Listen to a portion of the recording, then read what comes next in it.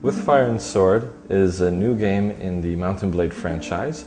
It takes place in Eastern Europe, a very dramatic and romantic war between Poland, Russia, Ukraine, the Crimean Khanate, and Sweden. It's the 17th century, and in that time period, gunpowder became part of warfare.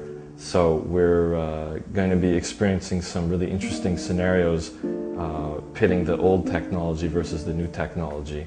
We responded to players' requests to make a Mount & Blade game that's based in history, because players get attached to their own countries, so it's very fun to pick a side and steer the course of history. Well, my favorite feature with Fire and Sword is the new troop system. It's something that I've always wanted to add. It's something that the fans have always wanted. So we've added buying troops from mercenary camps, and you can really get in nitty-gritty and customize everything about them. Their gloves, their boots, their horses, long-range weapons, short-range weapons, helmets, armor, all of that. And it adds a really personal feel to it. So it's kind of like playing dress-up, you know, with your G.I. Joes or your little action figures. And, well, if we have some nice lady gamers, maybe Barbies with battle axes, that's always good.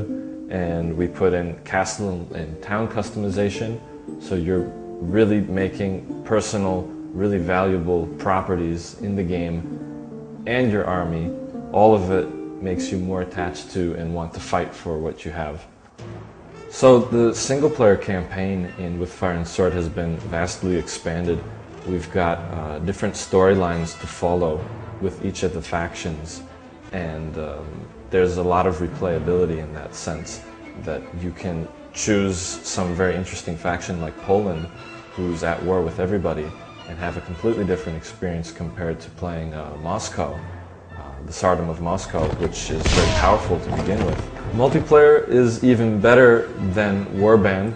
We're using the Warband engine with Fire and Sword, and we're able to get a huge count of people on screen in the servers at the same time.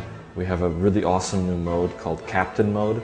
And Captain Mode is where it's team deathmatch, but each player has control over squads of bots. And you can give them orders, and you can buy the exact squad that you want. You can buy Janissaries, you can buy winged hussars, you can buy you know, guys with two-handed swords, all that kind of stuff, and you can see who's got the best tactics on each team. And it's going to be 3 to 24 bots per commander, and we've got about 14 on 14 per side. So yeah, it's going to be really cool. And then also we've got about 12 new maps, really good variety of them. You'll be fighting in a marketplace in Russia. We've got huge siege battles, all sorts of things, even a swamp map.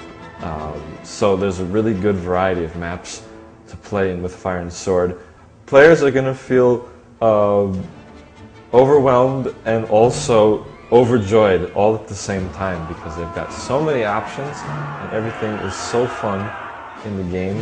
Customizing your army, trying out the new tactics, trying out the new technologies, getting involved in the storylines, all of that. So it's a familiar experience, but yet completely new at the same time because of all the nice features that are in multiplayer and single player. So overall, With Fire and Sword is a great experience. Even if you've put in hundreds of hours into Warband already, I think you'll really enjoy it.